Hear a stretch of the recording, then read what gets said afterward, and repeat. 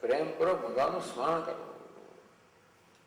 કોઈ સાંભળનાર ના હોય તો આપણે પ્રેમપૂર્વક ભગવાન લીલાઓનું શ્રવણ કરવું, એના સ્વરૂપનું ચિંતન કરવું, જે તમને ગમતો હોય, જે ઈષ્ટ દેવતા હોય.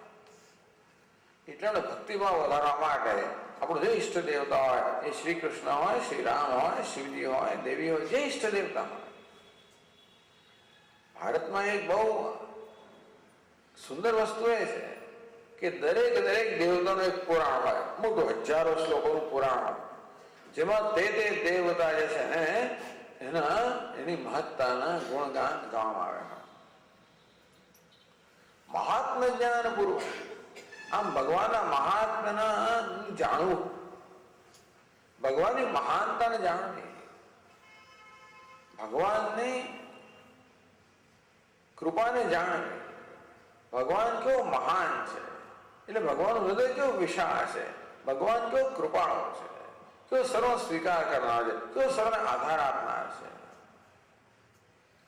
આમ ભગવાનના જે ગુણો આપણને ગમતા હોય એ ગુણો દ્વારા ભગવાનનું ચિંતન કરવું. મન મના ભવ, ભગવાન કે તારું મન મને આપે અર્થાત મનમાં તું મારું ચિંતન કર. આ દુનિયાને ચિંતન છોડે ને મારું ચિંતન કર. શ્રવણમ કીર્તનમ વિષ્ણુ સ્મરણમ પાદ સેવનમ, ભગવાનના ચરણની સેવા કરવી, અર્ચના કરવી, વંદનમ વંદન કરવું, દાસ્યમ ભગવાનના દાસ બનીને રહેવું, સખ્યમ ભગવાનના સખા બની રહેવું, આત્મનિવેદનમ પોતાની જાતને સંપૂર્ણ રીતે ભગવાનને સમર્પિત કરવી. આ નવ રીતે આપણે ભગવાનનું ભજન કરી શકીએ. ભગવાન મૂળ તો આપણા મનની અંદર પ્રેમપૂર્વક ભગવાનનું ચિંતન થાય, એના ભક્તિ એ આપણા અંતઃકરણને શુદ્ધ કરનારું છે. જેને જાણવાનો છે એટલે પ્રેમ તો હોવો જ જોઈએ ને, એ સિવાય જાણવાનું થાય કેવી રીતે? યસ્ય દેવે પરા ભક્તિ યથા દેવે તથા ગ્રહ. ભક્તિ બહુ મહત્વ આપે છે. પરમાત્મા જે પ્રકારની ભક્તિ છે, ગુરુ મળે એ પ્રકારની ભક્તિ, પણ ભગવાન મળીને ભક્તિ બહુ જ મહત્વની છે. ભગવાનને જાણવાનો છે, ભગવાનને પામવાનો છે. ભગવાન ધ્યેય છે, તો જે આપણે પ્રાપ્ત કરવું હોય એને આપણે સમર્પિત તો હોવા જ જોઈએ ને. જે સ્થળે જવું હોય ત્યાં આપણે લઈ જઈએ વાહન, પછી એ જ રસ્તો પસંદ કરીએ જે આપણે ધ્યેય તરફ લઈ જનાર હોય. પછી ચલો આમ આ સારું દેખાય છે, પેલું રખ્યા કરીએ આપણે.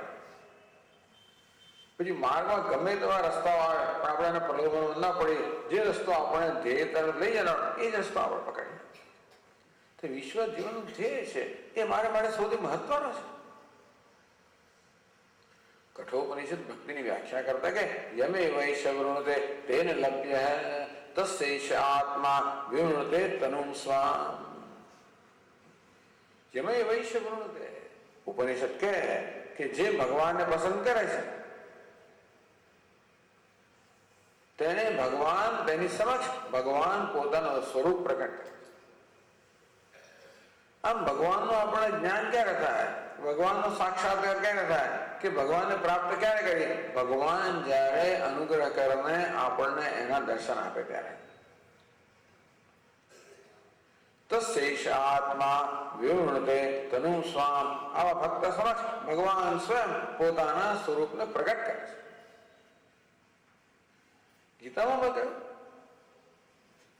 તેષામેવાનુકંપાર્થમ અહમ અજ્ઞાનજં તમ નાશયામિ આત્મભાવસ્થા. મારા ભક્તો પ્રત્યે અનુકંપાથી પ્રેરણે હું એમના હૃદયની અંદર જ્ઞાનનો પ્રકાશ પાથરું છું. એટલે ભગવાનની કૃપા હોય તો થાય, બાકી કઈ થાય હોય નહીં.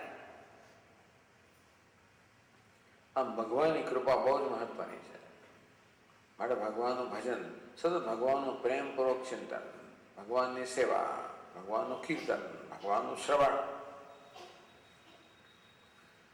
હવે અવ્યભિચારની ભક્તિ, ભગવાન કે મારા પ્રત્યે વ્યભિચાર વગરની ભક્તિ. વ્યભિચાર કોણ આપણે જાણીએ છીએ ને? વ્યભિચાર એટલે વિશ્વાસઘાત, એકને બદલે વધારે સંબંધ હોય ને વ્યભિચાર કહેવાય. તો ભગવાન કે અવ્યભિચારની ભક્તિ, મારા પ્રત્યે જ માત્ર ભક્તિ. તારી ભક્તિમાં મારા સિવાય બીજું કોઈ ના હોવું જોઈએ. આપણા જીવન માત્ર ભગવાન પ્રત્યે જ ભક્તિ, બીજા કોઈ પ્રત્યે નહીં. માણસ પત્નીનો ભક્ત હોય, પતિનો ભક્ત હોય, ધનનો ભક્ત હોય, સત્તાનો ભક્ત, હજાર જાતના ભક્ત આપણા હોઈએ છીએ. ભગવાન કે બધું છોડ, સર્વ ધર્માન પરિત્યજ્ય મામ એકમ શરણં વ્રજ. આ બધી ભક્તિ છોડ, તો બધાને પ્રેમ કરવાનો છોડી દે. આ દુનિયાની વસ્તુઓને પ્રેમ કરવાનો છોડ કે એ તો તને રવાડે ચડાવનારી છે. મામેવ એ પ્રપદ્યંતે માયા મેતામ તરંતિ તે. તો આ માયાની ભક્તિ છોડ. ભક્તિ તો આપણે પ્રત્યક્ષ કરીએ જ છે, આપણે ભક્ત તો છીએ જ. જે ક્ષણે જે વસ્તુ સૌથી વધારે મહત્વની એને આપણે ભક્ત હોઈએ જ છે. જે ક્ષણે આપણે જેને ધ્યેય માનીએ છીએ એને ભક્ત હોઈએ જ છે, એને વરેલા જ હોઈએ છીએ. ભગવાન કે તારા જીવનમાં મારા સિવાય કોઈનું સ્થાન હોવું જ ના જોઈએ. બસ હું જ સૌથી મહત્વનો અને હું જ મહત્વનો, બીજું કોઈ નહીં. અવ્યભિચારણી ભક્તિ. ભગવાન બહુ દ્વેષીલો છે. આપણા અનેક ભક્તિ ભજન કરીને પેલું એ ભગવાન ગમતું નથી. ભગવાન કે બસ મારે એકલાનું ભજન કરવાનું, બીજું કોઈ તારા જન્મ હોવું જ ના જોઈએ. પેલો પતિ કહે ને પત્નીને બીજા કોઈને જોવાનું જ નહીં. પેલી પેલા કહે ને પેલો પેટ જે ટૂંકમાં હવે તો આપણે અપેક્ષા રાખે, ભગવાન અપેક્ષા રાખે છે કે મારા સિવાય બીજા કોઈ ભજન નહીં કરે. અવ્યભિચારણી ભક્તિ. અનન્ય યોગે. અનન્ય યોગ અર્થાત ચિત્ત ભગવાનમાં ચોંટેલું છે. બહુ ઊંચા પ્રકારની ભક્તિની વાત ભગવાન કરે છે. અનન્ય યોગે.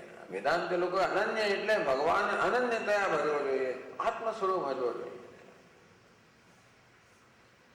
પણ એવું ન હોય તો પણ અનન્ય યોગનો અર્થ એવો છે કે એક આપણા ઈષ્ટ દેવતા ભગવાન સિવાય બીજો કોઈ નથી, અને ભક્તિમાં કોઈ વિચાર નથી. ટૂંકમાં ચિત્તમાં કોઈ પ્રકારની એટલે વિક્ષેપ નથી. આ પ્રકારે ભગવાન પ્રેમપૂર્વકમાં ચિંતન થતું હોય નામ છે ભક્તિ. એટલે જીવનમાં ભક્તિ બહુ જ મહત્વની છે. સ્વામી ભક્તિ કરો તો શું કરવાનું? ભક્તિ કરવી હોય તો આપણા ભક્તિ જાગૃત કરે એવા કેટલાક સાધનનો આપણે અનુષ્ઠાન કરી શકીએ. પૂજા સુધી ગર્ગ આચાર્ય કહે કે ભગવાનની ભક્તિ થઈ ક્યારે કહેવાય? જ્યારે તો પૂજામાં રસ પડે ત્યારે. એટલે ભગવાનમાં રસ જાગૃત કરવા ભગવાનની પૂજા કરો. આ એક પદ્ધતિ બતાવે. પૂજા પારા કથા દેશું ગર્ગ, પૂજા દેશું પારાશર્ય, કથા દેશું ગર્ગ. એટલે વ્યાસ ભગવાન કે પૂજા વગેરે ભક્તિનું સાધન છે. પૂજા કરો, જપ કરો, એનું કીર્તન કરો, પાઠ કરો, સ્મરણ કરો. ત્યારે ગર્ગ આચાર્ય કે કથા દીશું, તો ભગવાનની કથામાં જયારે રસ પડે સમજવું કે તમે ભક્ત છો. એટલે કથાનું શ્રવણ કરતા કરતા આપણે ધીમે ધીમે ભગવાનનો રસ જાગૃત થાય. એટલે ભગવાનમાં રસ જાગૃત કરવાના આપણે ઉપાયો કયા? પૂજા એક ઉપાય કયો, કથા બીજી ઉપાય કયો, કીર્તન ત્રીજો ઉપાય કયો.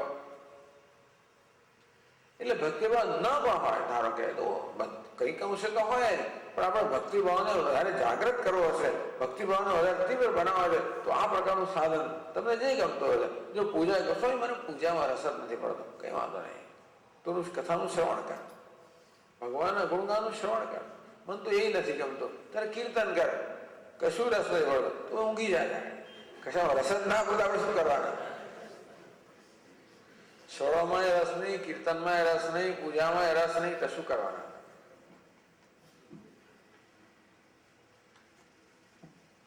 સંસારનો રસ એટલો બધો છે ને કે આ વસ્તુ રસ જાગૃત કરતી જ નથી. વાત સાચી છે. સંસારના વિષયનો રસ લઈ લઈને આપણું મન એવું તો સ્થૂળ બની ગયું છે, એવી સૂક્ષ્મ વસ્તુમાં રસ પડતો જ નથી. પણ રસ ઉત્પન્ન કરવા માટે આ શ્રવણ બહુ જ સરળ ઉત્તમ સાધન છે. કથાનું, ભગવાનના ગુણગાનનું શ્રવણ. એમાં આપણો પ્રયત્ન છે, બીજાનો પ્રયત્ન છે. આપણે તો સાંભળવાનું જ છે ને. કીર્તનમાં આપણે પ્રયત્ન કરવો પડે, સ્મરણમાં આપણે પ્રયત્ન કરવો પડે, શ્રવણમાં આપણો કોઈ પ્રયત્ન નથી. બસ એટલે જ ભારતમાં કથા શ્રવણ વગેરે આટલું મહત્વ છે, કારણ કે સારું છે, બહુ સરસ છે. તો ભગવાન કહે છે મયી ભક્તિ, મારામાં ભક્તિ છે, બહુ જ મહત્વની વસ્તુ છે.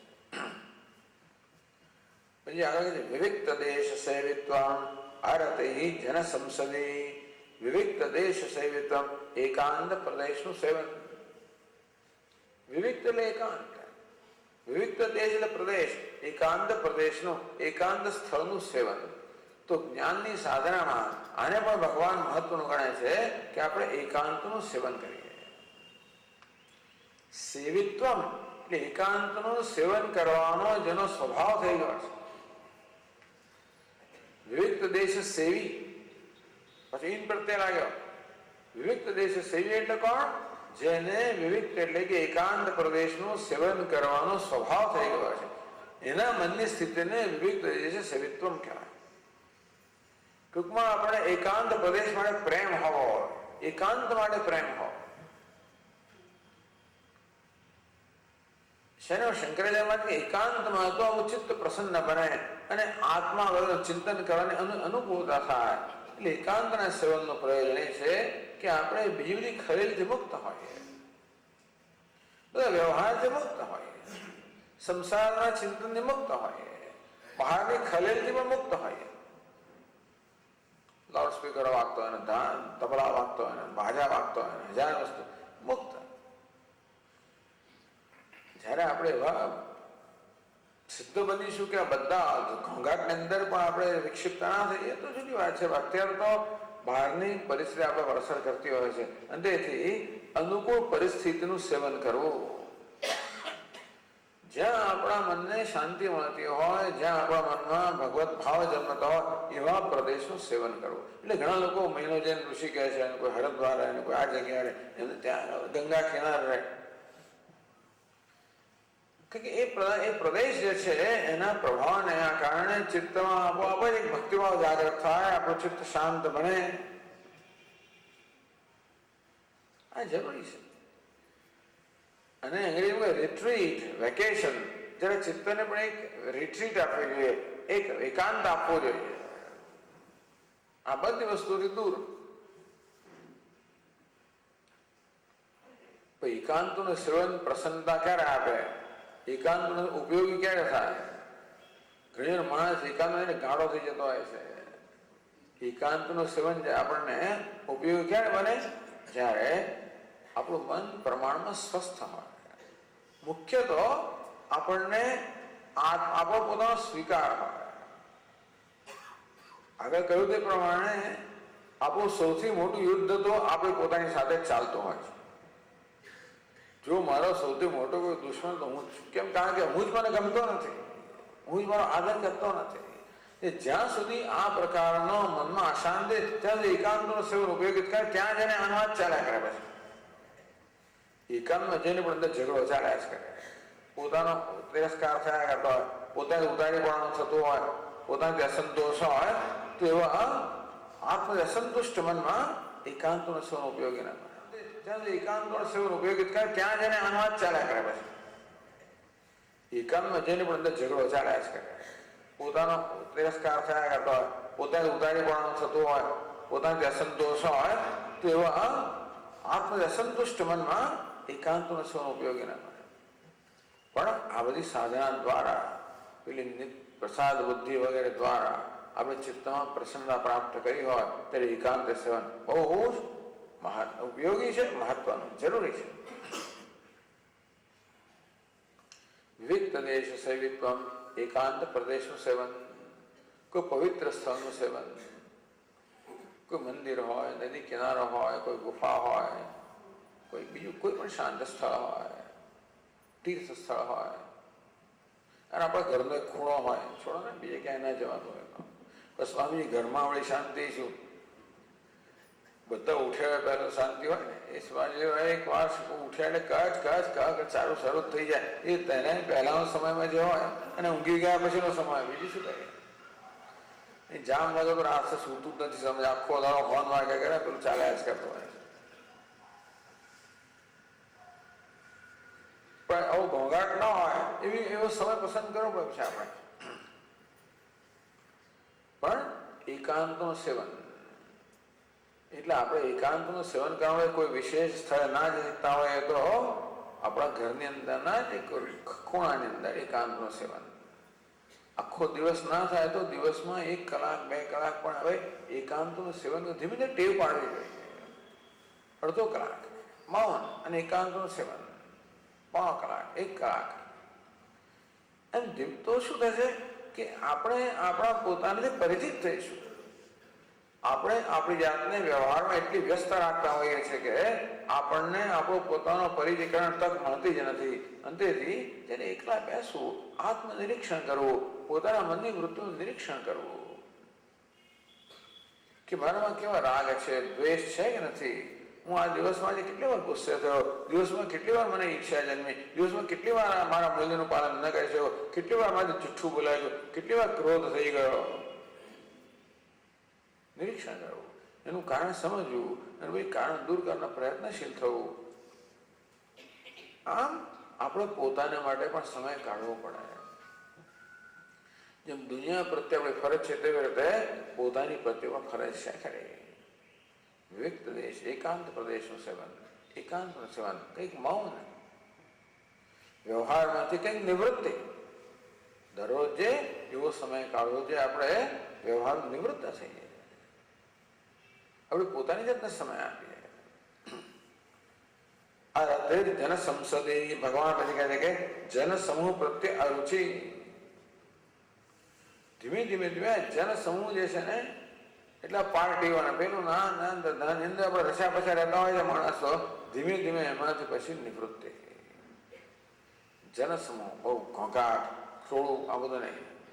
એકાંત પરિસેવન ત્યારે થાય જ્યારે આ જન સમૂહની જરૂરિયાતથી મુક્ત થયા હોય ત્યારે.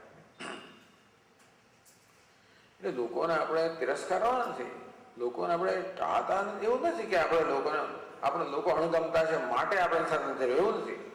એમાં જન સમૂહ પ્રત્યે અરુચિનો અર્થ નથી કે આપણે જન સમૂહ અણગમો હોય, એવું નથી. પરંતુ બીજાની કંપનીની જરૂરિયાતથી ધીમે ધીમે મુક્ત થવું.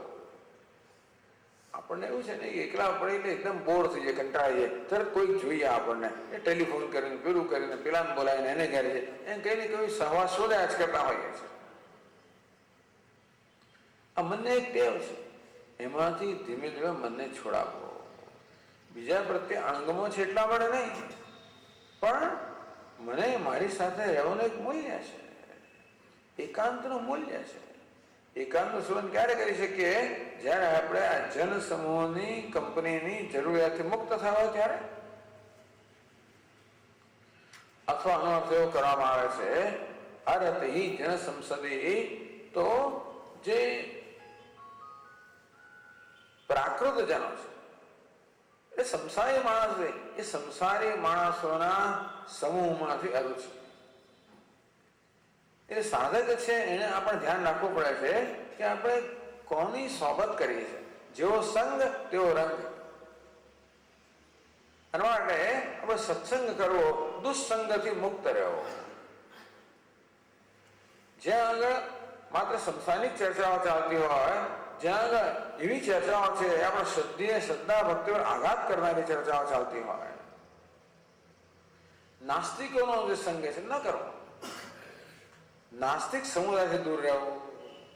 જે ધર્મના વિરોધી હોય, અધ્યાત્મના વિરોધી હોય, તદ્દન તો ભોગ રત લોકો હોય, આ બધાના સંગથી દૂર રહેવું. તો નહીં તો એમની અસર આપણા પર પડે. અને ઘણા બધા લોકો એવી દલીલો કરે કે આપણને હલાવી દે, આપણી શ્રદ્ધાને જ હલાવી દે. ત્યારે સ્વામીજી શું કહે? ભગવાનની વાતો કરે છે, ભગવાનનો કૃપાળુ છે. તો જો આ માણસ ભૂખે કેમ મારે, અને આમ કેમ હતું? પેલા આપણે એકદમ ગભરાઈ છીએ, હાલી છે. એટલે અમે આપણામાં એટલી બધી તો સમજ ઊંડી ના હોય કે આપણે બધાને દલીલ કરી શકીએ. એટલે પેલો આપણને દલીલ કરીને આપણે શ્રદ્ધા જ ઉડાડી દે. આ બધું દૂર રહેવું. અરતિ જન સંસદ, દુસ્સંગથી દૂર રહેવું અને સત્સંગનું સેવન કરવું. ચાલો, એકાંતનું સેવન નથી પણ કહેવાય કે સત્સંગનું સેવન. આપણા જેવા લોકો હોય, સમાન વિચારવાળા હોય, એમનું સેવન. જેથી પછી કોઈ પુસ્તક હોય, કોઈ ગ્રંથ હોય, એનું અધ્યયન ચાલતું હોય, એની ચર્ચા ચાલતી હોય, એનું સેવન. આપણા મનમાં આપણે ઈચ્છીએ છીએ એ પ્રકારના સંસ્કાર પડે. છેલ્લે 11મા શ્લોકમાં કહે છે અધ્યાત્મ જ્ઞાન નિત્યત્વમ તત્વજ્ઞાનાર્થ દર્શનમ एतज्ज्ञानमिति प्रोक्तम् अज्ञानं यदतोऽन्यथा।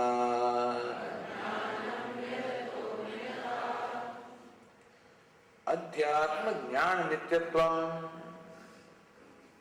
अध्यात्म ज्ञान में निष्ठा, निर्माण मोहाजित संकदोषा, अध्यात्म नित्या विनिवृत्त कामा। 15 अध्याय भगवान अध्यात्म नित्या, જે લોકો અધ્યાત્મનું સતત સેવન કરતા હોય, અધ્યાત્મ જ્ઞાન નિત્યત્વ, અધ્યાત્મ એટલે કે આત્મા પર કેન્દ્રિત. અધિ શબ્દનો અર્થ થાય છે જ્યાં આગળ સપ્તમી વિભક્તિ અધિકરણ, આત્મા જેનું અધિકરણ છે એને અધ્યાત્મ કહેવાય. ટૂંકમાં આત્મા જેનું કેન્દ્ર છે, આત્મા જેનો વિષય છે, એનું જ્ઞાન જે છે, એટલે આત્મજ્ઞાન જે છે એ આત્મજ્ઞાનની સાધનામાં નિત્યતા હોય છે, સતત આત્મજ્ઞાનની સાધના. સ્વામી એટલે શું કરવાનું? બૃહદારણ્યક ઉપનિષદમાં કહ્યું, યાજ્ઞવલ્ક્ય ઋષિ પોતાની પત્નીને શિષ્ય મૈત્રેયને કહે છે, આત્માવાળે દ્રષ્ટવ્ય. એ મૈત્રેયી આત્માના દર્શન કરવા જોઈએ. આત્મા સૌથી દર્શન યોગ્ય છે. મહારાજ શામળે આત્મા દર્શન કરવા જોઈએ? તો કે આત્મની દૃષ્ટિ શ્રુતે મતે વિજ્ઞાતે સર્વમિદં વિજ્ઞાતમ ભવતી. હે મૈત્રેયી, આત્માના દર્શન કરવાથી, આત્માનું જ્ઞાન પ્રાપ્ત કરવાથી આ બધાનું જ્ઞાન પ્રાપ્ત થઈ જાય. આત્માને મેળવવાથી બધું મળી જાય. તો વેદાંત શાસ્ત્ર એક સરળ ઉપાય બતાવે, તમે બધું મેળવવું છે, એક વસ્તુને મેળવેલો, આત્માને મેળવેલો, બધું જ મળી જાય. આત્માને જાણેલો, બધું જ જણાઈ જાય. આત્માને પ્રેમ કરો, બધાને પ્રેમ થઈ જાય. અધ્યાત્મ જ્ઞાન એટલે આત્માને જાણો, પોતાની જાતને જાણવી કે હું તો અજ્ઞાન લઈને જન્મ્યો છું અને અજ્ઞાનને કારણે જ આત્મા અર્થાત પોતાના વિશે અનેક પ્રકારના ભ્રમ ધરાવું છું, ખોટા ખ્યાલ ધરાવું છું, ખોટા અભિપ્રાય ધરાવું છું, અનેક ગ્રંથિઓથી પીડાવું છું. તેથી આત્મજ્ઞાન જેનો સૌથી વધારે મહત્વનું બની રહે. એટલે વેદાંતિ લોકોની ભક્તિ કેવી છે ખબર છે? સ્વસ્વરૂપાનુસંધાન ભક્તિ રીતે વિધીયતે. સતત પોતાના સ્વરૂપનું અનુસંધાન કરવું. કેવી રીતે? શ્રવણ દ્વારા, શાસ્ત્રોનું શ્રવણ કરવું. 24 કલાક શ્રવણ ના થાય તો મનન કરવું. શ્રવણ, મનન, નિધિધ્યાસન. શ્રોતવ્ય, મંતવ્ય, નિધિધ્યાસિતવ્ય. યાજ્ઞવલ્ક્ય ઋષિ આત્માના દર્શન અર્થાત આત્મા જ્ઞાન ઉપાય બતાવે. શ્રવણ, મનન, નિધિધ્યાસન.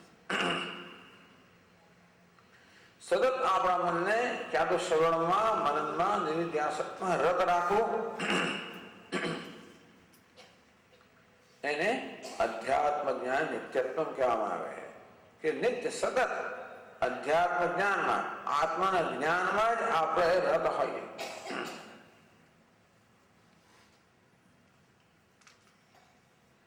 હવે સાથે સાથે શ્રવણ કરવા માટે આપણું અંતઃકરણ શુદ્ધ જોઈએ.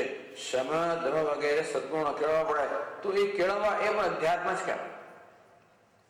ટૂંકમાં જીવનમાં મૂલ્યોનું પાલન કરવું, પ્રતિપક્ષ ભાવનાથી આપણા અંતઃકરણની મલિનતા દૂર કરવા માટે સતત પ્રયત્નશીલ હોવું, આપણા અંતઃકરણને શુદ્ધ બનાવવું, આપણા શ્રદ્ધા અને ભક્તિને જાગૃત કરવા, આ બધું પણ અધ્યાત્મ જ્ઞાન અંતર્ગત છે. કે તો આત્માનું જ્ઞાન થાય જો અંતઃકરણ શુદ્ધ હોય, જો હૃદયમાં ભક્તિભાવ હોય, જો આપણી બુદ્ધિમાં શ્રદ્ધા હોય. એટલે શ્રદ્ધાને જાગૃત કરવી, ભક્તિભાવ જાગૃત કરવો, સદગુણો કેળવવા, અંતઃકરણ શુદ્ધિ માટે પ્રયત્નશીલ હોવું, આ બધું પણ અધ્યાત્મને અંતર્ગત છે. અધ્યાત્મ જ્ઞાન નિત્યત્વમ. તેથી અધ્યાત્મના આત્માના જ્ઞાનમાં નિત્ય સમર્પિતતા.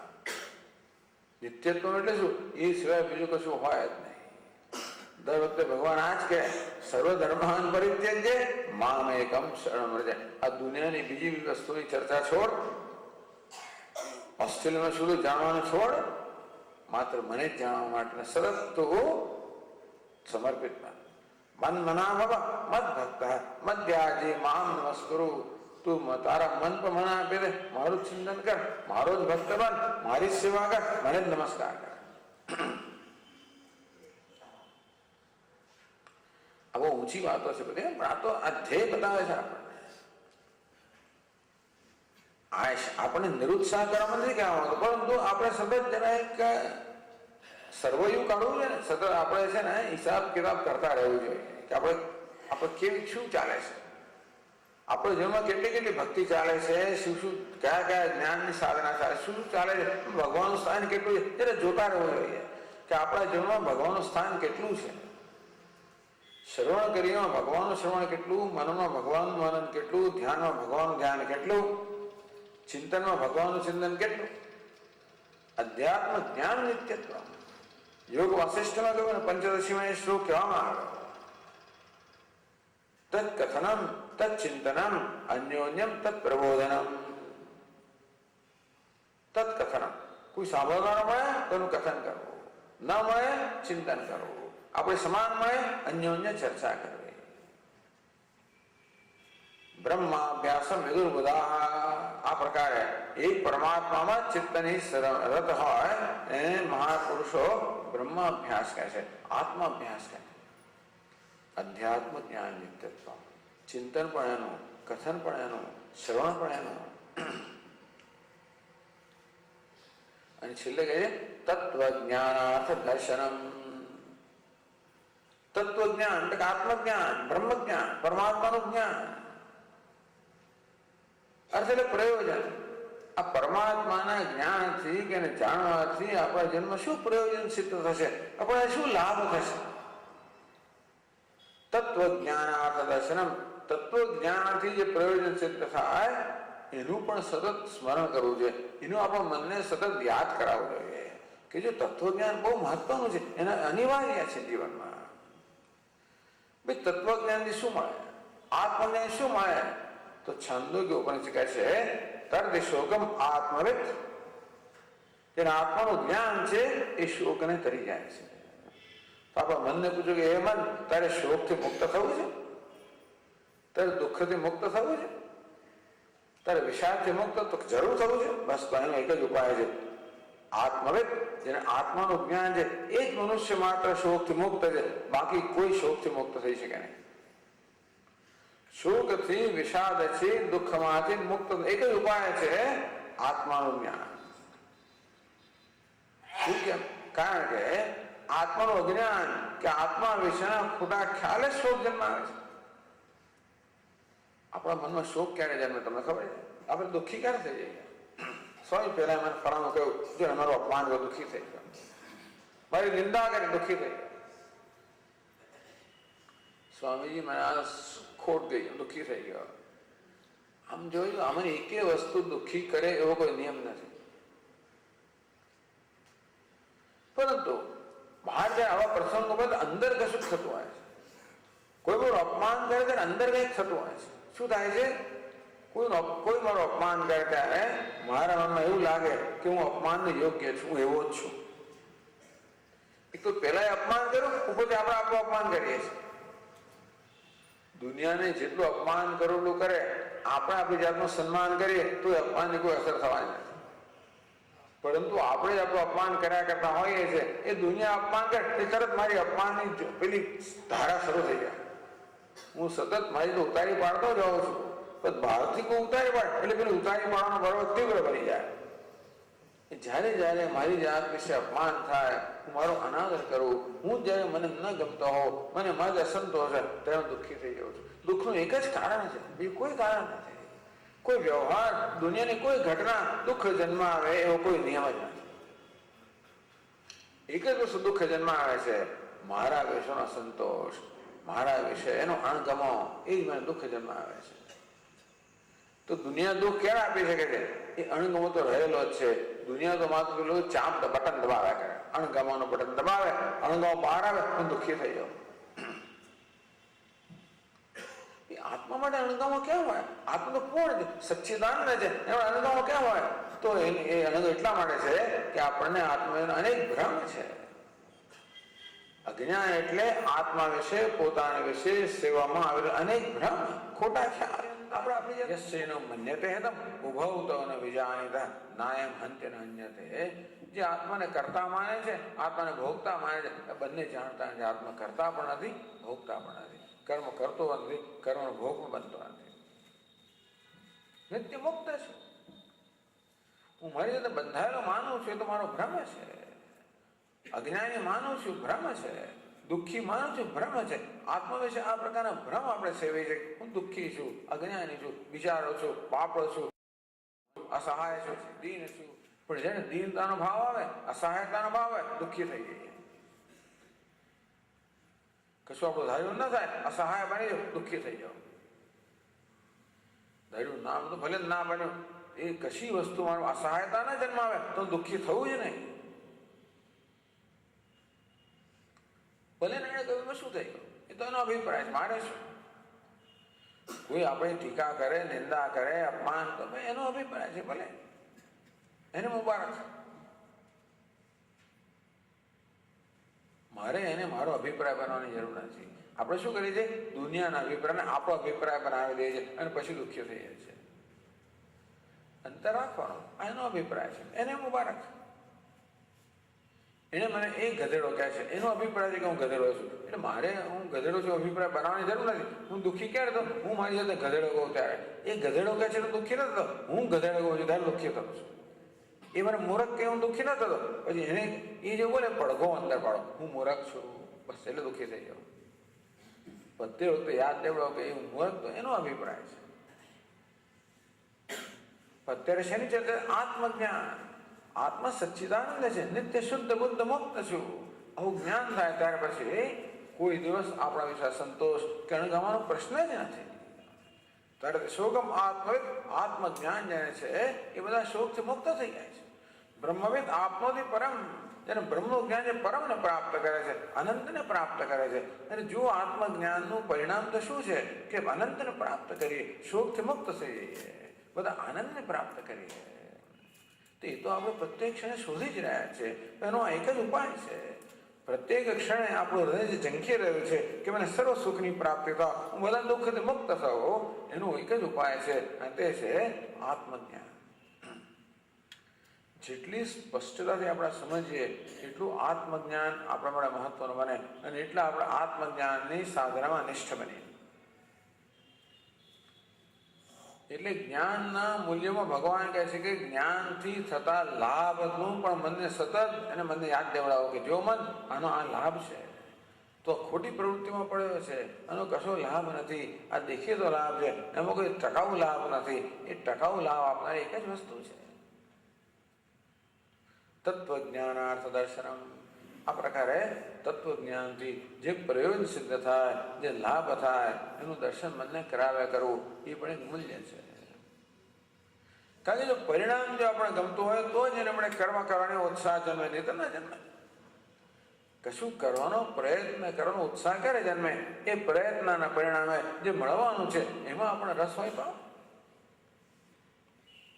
તો આત્મજ્ઞાનનો કેટલો મહાન પ્રયત્ન આપણે જાતે સમર્પિત કરવી પડે. એવું કરવા ક્યારે આપણે પ્રેરાઈએ?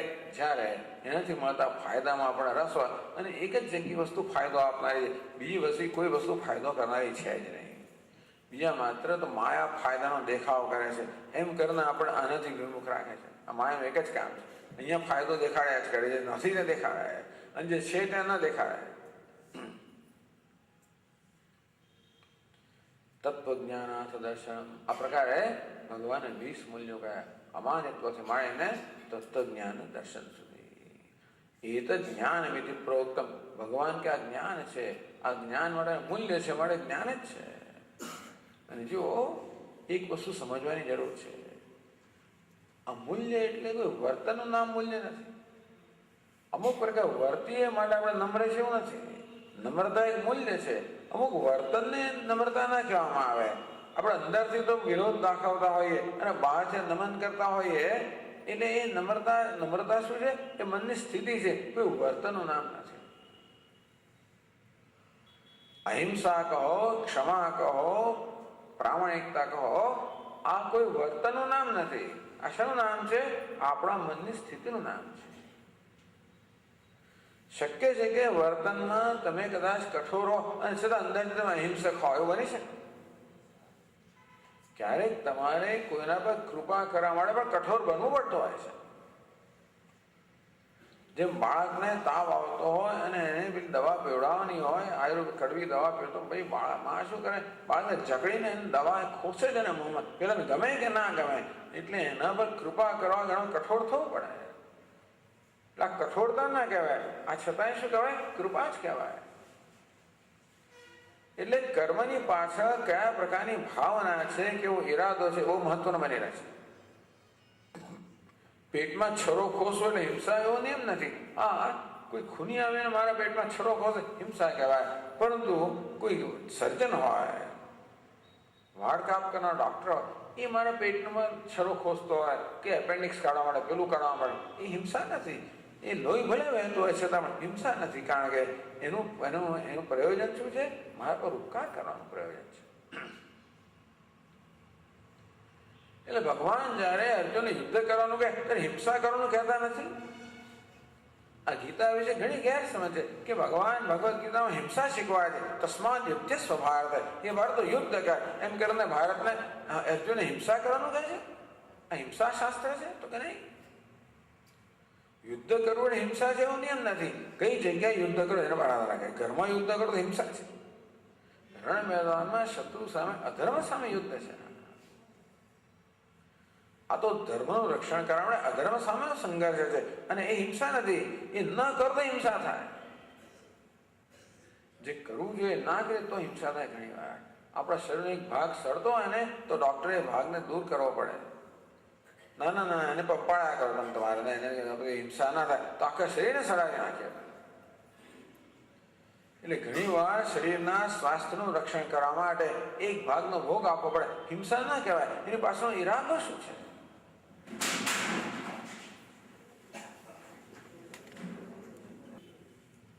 મૂલ્ય શું વસ્તુ છે? તો કે વર્તનનું નામ નથી. દરેક સંજોગની અંદર આપણે આ મૂલ્ય એટલે શું એવું એક અર્થઘટન કરવું પડતું હોય છે. આ સંજોગોમાં અહિંસા કોને કહેવાય? આ સંજોગોમાં સત્ય કોને કહેવાય? આ સંજોગોમાં પ્રામાણિકતા કોને કહેવાય? કે કોઈ વર્તનને કે કોઈ વચનને સત્ય નથી કહેવામાં આવતું. સત્ય કોને કહેવાય? સત્ય બોલવાથી જો કોઈનું ભૂણું થતું હોય તો સત્ય ના કહેવાય. જેનાથી લોકોનું કલ્યાણ થતું હોય એને સત્ય કહેવાય. આ રીતે દરેક વસ્તુમાં આ સંજોગોમાં અમાનિત્વ એટલે શું? નમ્રતા એટલે શું? અદંભિત્વ એટલે શું? પ્રામાણિકતા એટલે શું? આમ આ મૂલ્ય જે છે ને એનું આપણે અર્થઘટન કરવું પડે. આ બધા મૂલ્યો કેવા છે? વૈશ્વિક મૂલ્યો છે. એનું અર્થઘટન કેવું છે? વ્યક્તિગત. ટૂંકમાં અહિંસા એટલે શું? એનો આધાર સ્થળ પર, કાળ પર અને સંજોગો પર રહેતો હોય છે. એટલે યુદ્ધના મેદાનમાં અર્જુન યુદ્ધ ના કરે અને એમ માને કે મેં હિંસા અટકાવી છે, વાત ખોટી છે. કારણ કે જે પરિબળો જે છે એ અધર્મના પરિબળોનો તમે નાશ ના કરો તો એ આખા સમાજને નાશ કરવાના છે. સ્વયં ભગવાન અવતાર લઈને આવે અને દુષ્ટનો નાશ કરે છે. એના માટે પરિત્રાણાય સાધુનાં વિનાશાય દુષ્કૃતા. ભગવાન તો દુષ્ટનો વિનાશ કરતો, એ હિંસા કેમ ના કહેવાય? કારણ કે એ તો આ જગતના કલ્યાણ માટે છે. મહાભારતમાં કેટલાય પ્રસંગો બન્યા. ભગવાને બધા કાયદાને જરા મચડેલો છે. જયારે આપણે પ્રામાણિકતાની વાત કરી ત્યારે બધા તરત જ કૃષ્ણ ભગવાન મળે પ્રશ્ન પૂછ્યો કે ભગવાન આવું કેમ કર્યું? ભગવાન અર્જુન પાસે કર્ણને કેમ મરાવડાવે? ભગવાન આમ કેમ કર્યું? ભગવાન તો બધો કાયદેબાજ છે. કાયદો કોને કહેવાય? કાયદો એટલે શું? આપણે વકીલની જરૂર કેમ પડે ખબર છે? આ સંજોગોમાં એ કાયદાનો અર્થ શું થાય એ જાણવા માટે વકીલની જરૂર છે. નહીં તો આપણે ચોપડી વાંચી લઈએ, ના ચાલે ને. આ સંજોગોમાં કાયદાનું અર્થઘટન શું થાય એનો કોઈ નિષ્ણાત જોઈએ, એટલે આપણે વકીલ પાસે જઈએ. જેવી રીતે આ મૂલ્યો એટલે અનેક પ્રકારના કાયદાઓ છે. આ સંજોગોમાં આ મૂલ્યનું અર્થઘટન શું થાય એને માટે આપણે બુદ્ધિ વાપરવી પડે. એનું નામ જ્ઞાન. એટલે મૂલ્ય પણ એક જ્ઞાન છે. કઈ રીતે? એ સમજ માંગી લે છે. જડતા નહીં, સમજ માંગે. ઘણા લોકો જડતા દાખવતો, હું તો સાચું જ બોલું, બસ હું તો સિદ્ધાંતને વરેલો છું. અરે બરોબર છે, સિદ્ધાંતને વરવાનો હેતુ શું છે? અત્યારે કુટુંબને પાયમાલ કર્યો, હું નોકરી છોડીને આવતો રહ્યો એટલે શું થયું? હું સિદ્ધાંતને વરેલો, નોકરી છોડી દીધી મેં તો. એટલે હું ઘેર બેઠો એટલે ઘર બૈરી છોકરા ખાશે ક્યાં છે? એટલે ઘણી વાર લોકો અક્કલ વગરની વાતો કરતા હોય છે અને પછી મૂલ્ય કહેતા હોય છે. એવું નથી હોતું. બહુ અક્કલ જોઈએ, સમજ જોઈએ, ઢાપણ જોઈએ, મેચ્યોરિટી જોઈએ, પરિપક્વતા જોઈએ. મારા દેશમાં માણસો ભૂખે મરે છે, એમને ભોગે હું કેમ ખાઈ શકું? એમની અહિંસા એને મરી જવા સુધી એમને હિંસા આવે. ટૂંકમાં પોતાની જાતને હોમી દેવા એને હિંસા કહેવાય એમની. એટલે ટૂંકમાં કોઈ પણ એક મૂલ્ય છે એની જેમ જેમ આપણે સમજીએ તેમ તેમ સૂક્ષ્મતા સમજતા જઈએ આપણે એનું પાલન કેટલું કઠિન બનતું જાય છે. પણ આ મૂલ્યના પાલન કરતા કરતા જો આપણે બહુ વિવેકપૂર્વક પાલન કરીએ, સમજણપૂર્વક પાલન કરીએ તો આ મૂલ્ય આપણને ઘડનારું બને છે. આ ભગવાન તો એક શિલ્પી સમાન છે. શિલ્પી જેમ પથ્થરને ઘડતો હોય તેવી રીતે આ એક એક મૂલ્ય એક એક છીણી જેવું છે અને હથોડી ભગવાન માર્યા કરતો હોય છે. એ દ્વારા આપણું જ્ઞાનનું આવરણ દૂર થતું જાય છે. એટલે મૂલ્યોના પાલનમાં આપણને સૌથી વધારે લાભ છે. આપણને આપણા અંતઃકરણને શુદ્ધ બનાવનારું છે, ચારિત્રને ઘડનારું છે, આપણે એક સજ્જન બનાવનારું છે, એક મહાત્મા બનાવનારા છે. મૂલ્ય આપણે સંત બની જઈએ. ભલે જ્ઞાની હોય કે ના હોય પણ સંત તો બની શકીએ.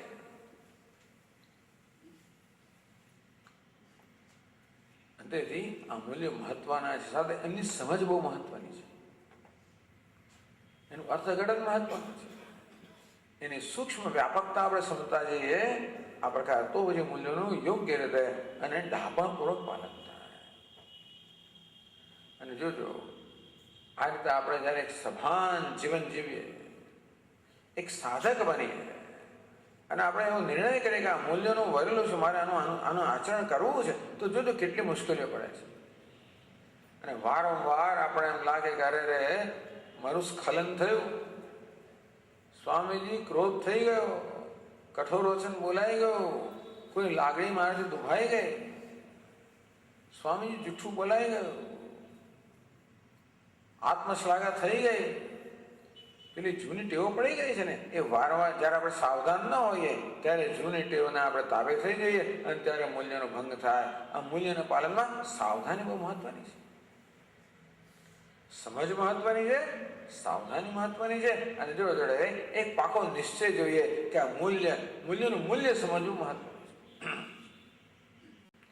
આ મૂલ્યો આપણા જીવનમાં કેવા મૂલ્યવાન છે એ જોઈએ, સમજવું જોઈએ. આ સંજોગોમાં મૂલ્યનું અર્થઘટન શું એ સમજવું જોઈએ. સાવધાન રહેવું જોઈએ જેથી એ મૂલ્યનું પાલન કરવાનો પ્રસંગ આવે તેનું જાગતો હોવો જોઈએ, ઊંઘતો ના હોવો જોઈએ. અને એના પાલન માટેની એક દ્રઢતા હોવી જોઈએ. આટલું બધું હોય ત્યારે મૂલ્યનું પાલન થાય. એ તો જ્ઞાનમિતિ પ્રોક્તમ. પરંતુ આપણા અમાનિત્વમ અદમ્ભિત્વમ જેટલા પ્રમાણમાં જીવનમાં મૂલ્ય આવે એટલા પ્રમાણમાં આપણે જ્ઞાન થતું જાય છે. આપણે આત્માની નજીકના નજીક આવતા જઈએ છીએ. આ પ્રત્યેક મૂલ્ય કેવું છે? આત્માનો સ્વભાવ છે. એટલા જ મૂલ્યનું પાલન કરશે પણ આત્માનો આદર કરીએ છીએ. આપણે શું કહીએ છીએ? આત્માનો આદર થવો જોઈએ. કેમ આદર કરવો? આ મૂલ્યના પાલનથી આત્માનો આદર થાય છે. કારણ કે આ પ્રત્યેક મૂલ્ય છે એ આત્માનો સ્વભાવ છે. અહિંસા એ આત્માનો સ્વભાવ છે, સત્ય આત્માનો સ્વભાવ છે, અમાનિત્વમ આત્માનો સ્વભાવ છે. આપણા મૂલ્યો એટલા માટે આપવામાં આવે એનું પાલન કરવાથી આપણે પોતાની સાથે સંવાદિતામાં રહીએ. આ જગત સાથે સંવાદિતામાં, વિશ્વ સાથે સંવાદિતા કહેવાય. કારણ કે વિશ્વનો જે એક નિયમ છે, કાયદો છે, એ જે મૂલ્યના રૂપમાં છે. આપણું જીવન જે છે ને એ વિશ્વમાં જે ઓર્ડર, વ્યવસ્થા, કાયદો છે ને એને અનુરૂપ હોવું જોઈએ. આ પ્રત્યેક મૂલ્ય છે એ જુદા સંજોગોમાં એ કાયદાનું કેમ પાલન કરવું એ માટેના માર્ગદર્શકો છે. આમ આંતરિક સંવાદિતા આવે, બાહ્ય સંવાદિતા આવે, જીવન સુખી બને. અને છેવટે આપણું મન જ્ઞાન માટેની યોગ્યતા પ્રાપ્ત કરે. એટલા માટે જ્ઞાન કહેવામાં આવ્યા, જ્ઞાનના સાધન હોવાને કારણે. અજ્ઞાનમ યદતોન્યથા, આથી વિરુદ્ધ જે છે માનિત્વમ, દંભિત્વમ, હિંસા, આ બધા શું છે? અજ્ઞાનની ઉપજ છે. આત્મા વિશેનો ખોટો ખ્યાલ એમાંથી આ બધું ઉપજે છે. અને જેટલા એને દૂર કરીએ એટલા અજ્ઞાનને દૂર કરીએ છીએ. જેટલા આપણે હિંસા પર વિજય પ્રાપ્ત કરીએ, અસત્ય પર વિજય પ્રાપ્ત કરીએ, દંભ પર વિજય પ્રાપ્ત કરીએ, એટલો આપણે અજ્ઞાન પર વિજય પ્રાપ્ત કરતા જઈએ છીએ. આમ જીવનની જે આધ્યાત્મિક યાત્રા છે, પ્રત્યેક મૂલ્યના પાલન દ્વારા આપણે આગેકૂચ કરતા જઈએ છીએ. એ રીતે આપણે આ મૂલ્યના પાલન દ્વારા આપણે પરમાત્માનું શરણ લઈએ છીએ, એના ભક્ત બનીએ છીએ. એટલા માટે આ ખૂબ મહત્વના છે. તે ભગવાને 13મા અધ્યાયમાં આ 20 મૂલ્યો કયા એ જ્ઞાનના સાધન રૂપે કયા. આ રીતે આ મૂલ્યોની આપણે ચર્ચા છે એ આપણે સમાપ્ત કરી છે. ઓમ પૂર્ણમદ પૂર્ણમિદમ પૂર્ણાત પૂર્ણમુદચ્યતે પૂર્ણસ્ય પૂર્ણમાદાય પૂર્ણમેવાવશિષ્યતે. ઓમ શાંતિ શાંતિ શાંતિ. શંકરં શંકરાચાર્યં કેશવં બાદરાયણં સૂત્રભાષ્યકૃતૌ વંદે ભગવन्तौ પુનઃ પુનઃ. ઈશ્વરો ગુરુરાત્મેતિ મૂર્તિભેદવિભાગિને વ્યોમવદ્વ્યાપ્તદેહાય દક્ષિણા